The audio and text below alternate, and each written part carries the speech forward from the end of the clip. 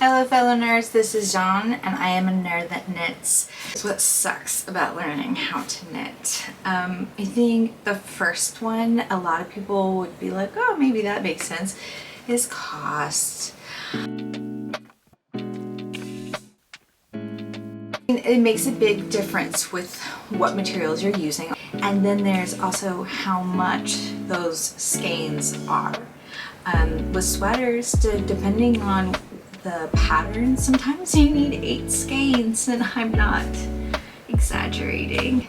Sometimes those skeins of that gorgeous, pretty yarn that is so pretty and so beautiful and so amazing. It's like $30 a skein. So $30 times 8.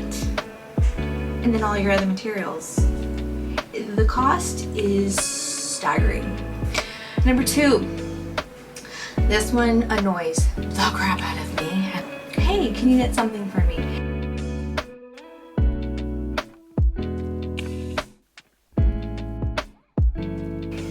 Random people will find out that you know how to knit, and then it's like, hey, can you knit me a hat? Hey, can you knit me something? Hey, you should get on Etsy. And I just want to be like, no.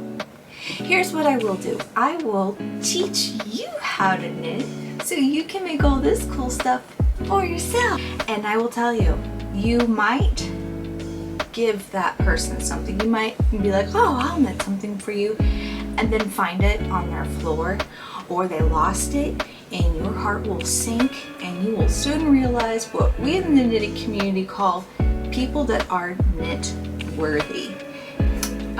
Number 3, storage.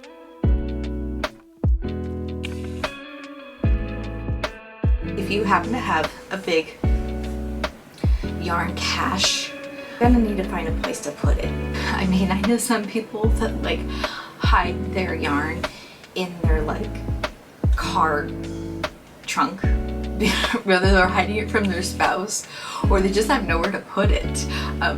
So I mean, just storage can be an issue, especially if you happen to have like a lot of balls of yarn. 4, which probably should be up higher in the list for sure, is called completion.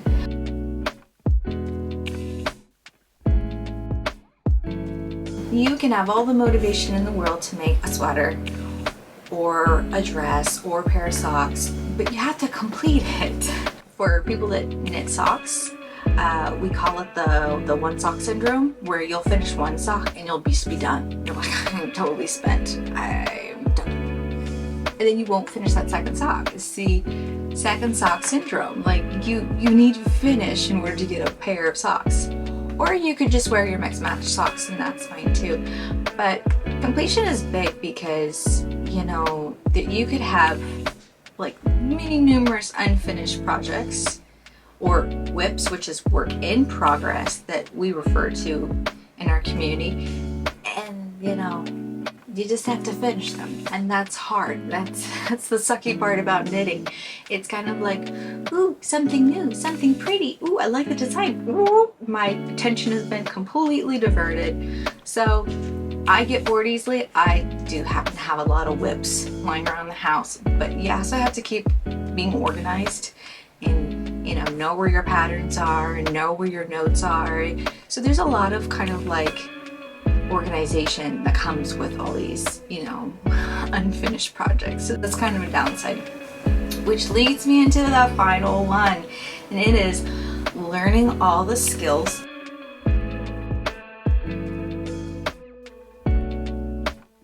So yeah, there's a lot of the skill set that comes with knitting. That is like a downer, but it's also kind of fun because you're always learning something new, and it's not like, okay, I'm done. What next? There's always something that you're going to be learning in knitting. There's always something, kind of a new trend that comes along, or a new technique, and that's really fun.